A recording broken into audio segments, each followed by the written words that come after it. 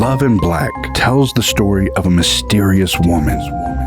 Her eyes hidden behind black sunglasses, her dark hair under a velvet riding cap, and the elegance of her signature chic little black dress. Love in Black blends ingredients from places loved by worldly, well-traveled women, including violet, Virginia cedar, Florentine iris, and black currant. A daring floral fragrance full of spicy warmth and mystery. Love in Black is presented in a bottle made from black volcanic sand. Elemental, powerful, and unapologetic.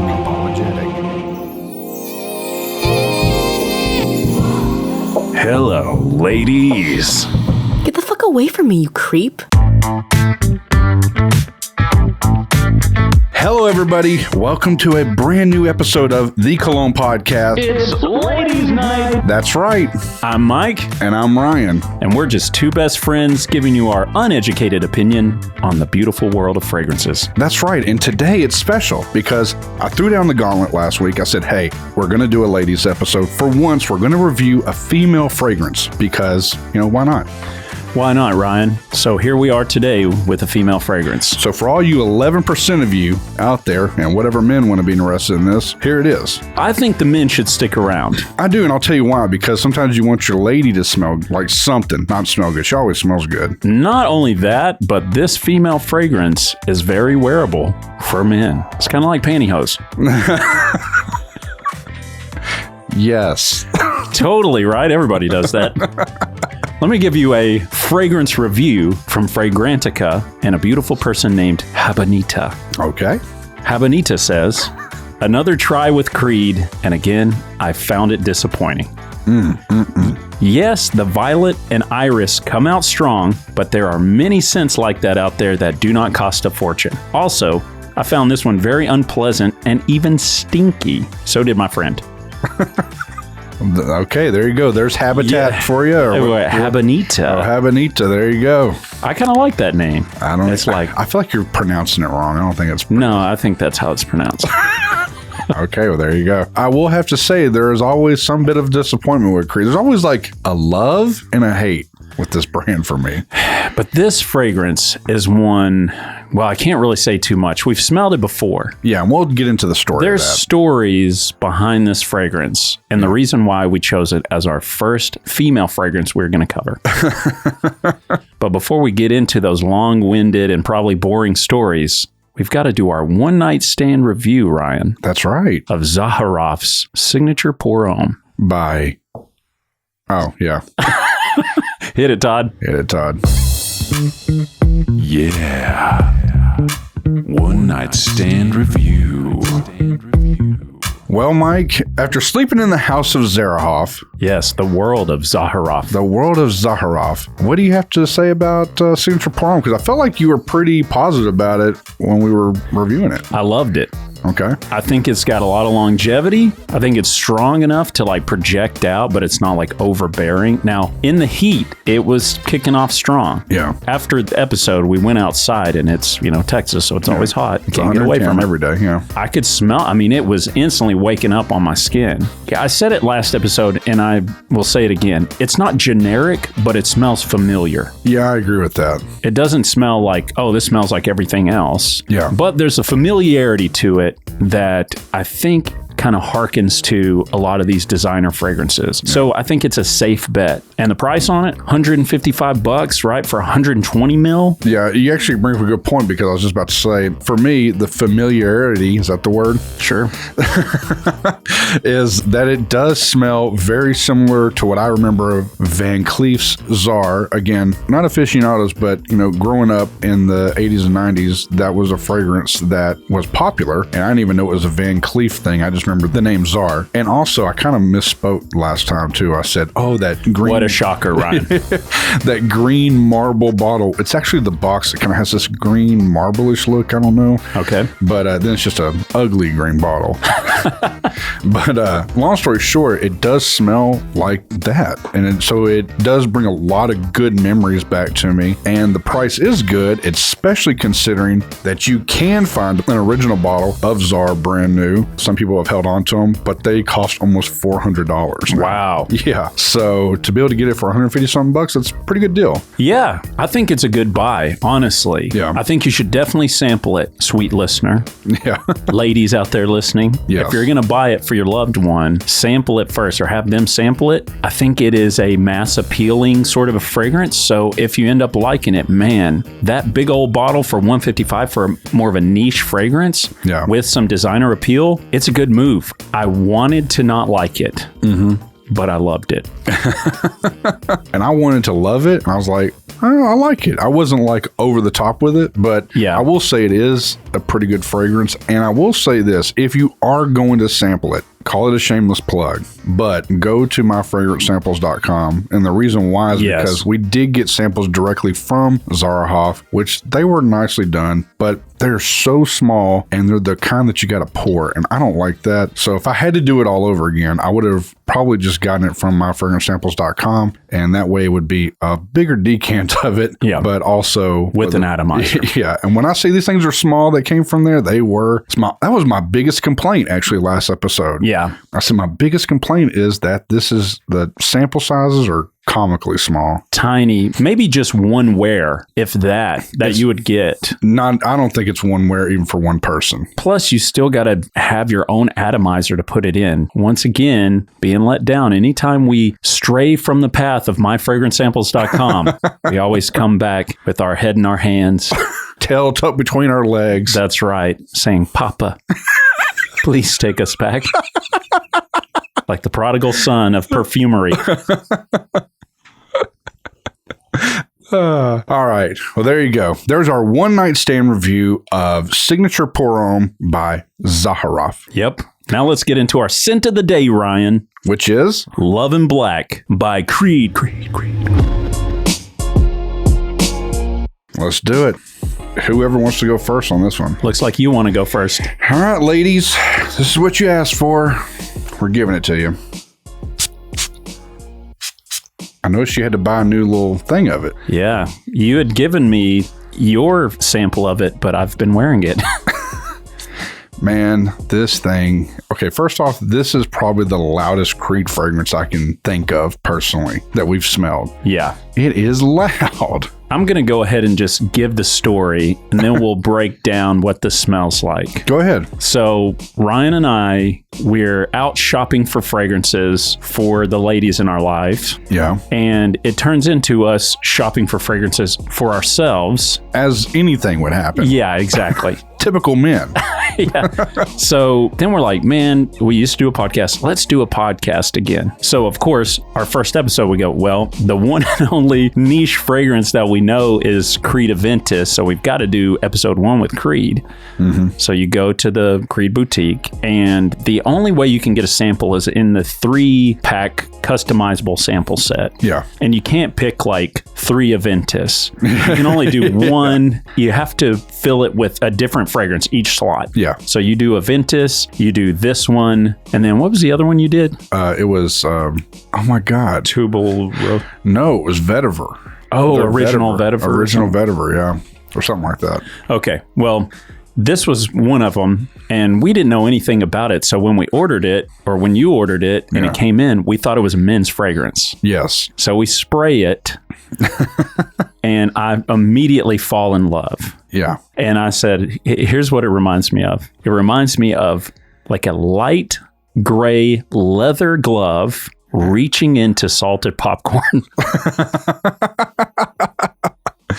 And trust me, what I say it smells like, it's going to be even crazier. But yeah, I can kind of get that vibe. Yeah. I do. And it is a great smell, to me at least. It's like a salty, buttery leather to me. Wow, now that you're saying that, God, it's like he's putting words in my head, man. It's like, I smell that now. Yeah. That is crazy. It does smell really close to that. What I was going to say was, and honestly, I feel like the opening does smell like this when it mist into the air and it's wafting over everything in the beginning. I remember saying this the first time. I still think this time is if you were a kid in the 80s, is, or whatever, or 90s, they used to sell those little shitty rubber sharks Yeah. that you'd put in the bathtub or whatever. And that's what it smells like on the opening to me. It's the weirdest like thing that brings me back to my childhood. And so I like it. It smells intriguing, but now that part's settled in, it does smell more like what you just said. And it's kind of mind blowing me right now. It's a trip, man. And again, this is supposed to be a female fragrance, but we didn't know that at the time. Yeah.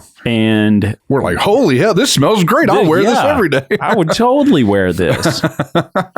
Which honestly, this is more of a saltier version of like a ombre leather parfum. Yeah. And honestly, this has obviously spawned the idea for us to do an episode of feminine versus masculine. Yeah. And does it even matter? Because this one is marketed towards women. Yes. On the website. It's not marketed as unisex. It's marketed as a female fragrance. Yes. I do feel like now that I know, and maybe it's just because it's putting it in my head. Yeah. I do feel like it's definitely more feminine. But at the time, I was like, man, it smells really good. This is different. Yeah. Now that I know that it's for ladies, I can smell the floral sort of inspiration in there. Yeah. But beforehand, I was searching for the masculinity in it. So the strong leather came forward, I think, for me. It's all a mental game, man. All of this is. Yeah, I agree with that. I will say it is really a pretty fragrance. So it's like, I'm like, if my wife smelled like this, I would love it. It does smell incredible. I would love this to be on her. But with all things in life, there's one caveat here, is that for 75 ml of this, you got to drop 4 hundos on it pretty much. Yes. Whew. Creed is crazy expensive. So that's their one bugaboo. And I don't know why, but I feel like I hate to come down on Creed, but because of how we've been burned in the past with some of the stuff, and I guess it's longevity more than anything for us. Yeah. Is that's a lot of money for how short a bit of time that you can even enjoy it. Yeah, that's the thing. If Creed had like some real staying power, yeah, like it had some all day long sort of performance, yeah, then I could get it. Yeah. Like to me, Parfums de Marly, even though you can get, if you go to myfragrancesamples.com, go to retail bottle page, you can get Leighton for under $200. Yeah. For a 120 ml bottle. Yep. And Leighton rocks and rolls all day and all night, baby. It is insane how hard that thing goes. For $200. Yeah. Now, if a Creed fragrance was $200 for 4 ounces, yeah, that would make sense. And if Leighton was $400 for 120 mil, that would make sense to me because I'm like, wow, I'm getting a lot from this fragrance. But it's reversed. And there are fragrances out there that you get a ton from. The Zaharoff fragrance we just did last episode is an example of one. Yeah. $155 and that thing rocks. Yeah. This is kind of a situation which I don't think it's true with Love and Black. I feel like Love and Black has some longevity to it. Yeah. But the typical men's fragrances that we've smelled from Creed tend to burn out pretty quick. And it's hard to justify that price tag.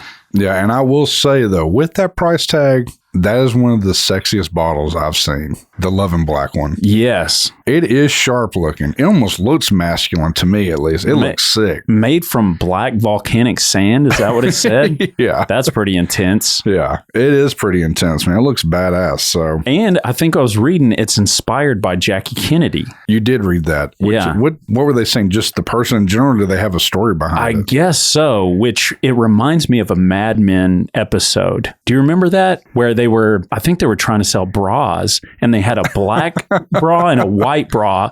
The sales pitch was a woman is one of two. She's either a Jackie Kennedy or a Marilyn Monroe, right? Yeah, yeah. And Creed has a Love in Black and a Love in White. Interesting. Yeah. And I'm not arguing that point. I'm not saying, but one, because it was for a different era. That was in like the 60s. Yeah. We're completely disconnected to that. But basically, you have like the good girl and the bad girl, right? Yeah. You know, that's more or less the black, which is, it's weird because it's kind of twisted in there. Like Marilyn Monroe was supposed to be the bad girl. Yeah. Jackie Kennedy was supposed to be the good girl, which you would think normally if you go black and white, you think black being dark, mysterious, evil, and white being good and wholesome and whatever, but do we have Love and White by chance? We don't. I kind of want to smell it now that you've kind of broken it down like that. It'd be interesting if that one was kind of like polar opposite. I know. I'd be interested to smell. Which, again, by the way, I'm not saying that this is how ladies are, because believe me, if there's anything we know is that women are extremely nuanced. Oh, I thought you were going to say if there's anything we know is that we know nothing about women. Well, that too.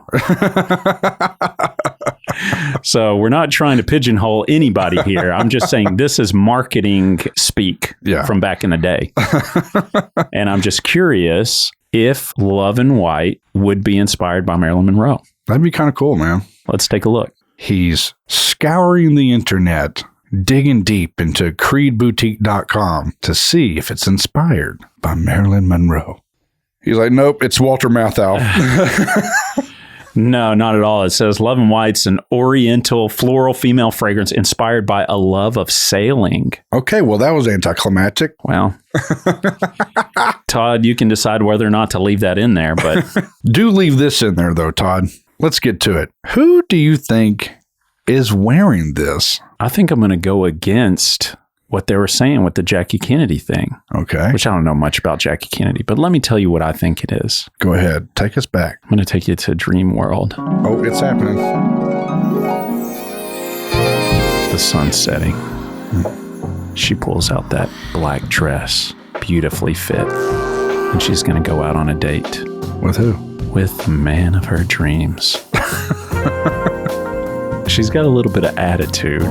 Okay. But the kind of attitude that's flirty. A little deviant. Little playful. Okay. By the way, does she have black hair? She can. I just prefer black hair. Okay. That's the color my wife's hair is. That's why I liked her.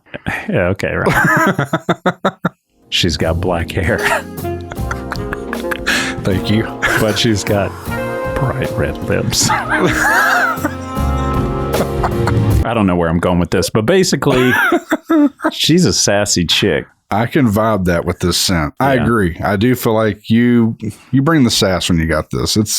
It is a little flirty now that you've kind of said that. Role played with us a little bit here. That's right. It does have, I feel like it has an assertive feeling to it, honestly. Sure. I think that's where the leather comes in, a little bit of dominance. Okay. I'll let you go with that one. Well, I'm not too dominant. I don't want to be whipped or anything like that. But it's a sexy ass fragrance, man. It really is. And just to know that we're smelling so when I'm smelling this, I'm imagining my wife smelling it while I'm smelling my own hand here. You're closing your eyes. You're imagining sniffing her neck. And this is what it's. Yeah. She's like, get away from me. Yeah. She's like, ew.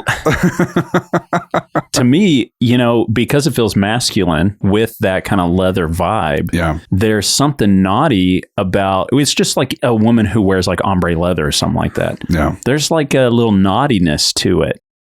I agree. It's got more of an attitude. So I think when a female wears a fragrance like this, that has some depth to it, it's not your generic smells like flowers, or they've really blended this to give a certain attitude. I agree, man. Like I said, it seems pretty assertive. Like I can kind of get the flirty vibe too, but they kind of go against the grain as the kind of person I would imagine, which is like, I think what almost every man likes. Well, I think when I imagine smelling this on a woman, this is definitely more of a date night type fragrance.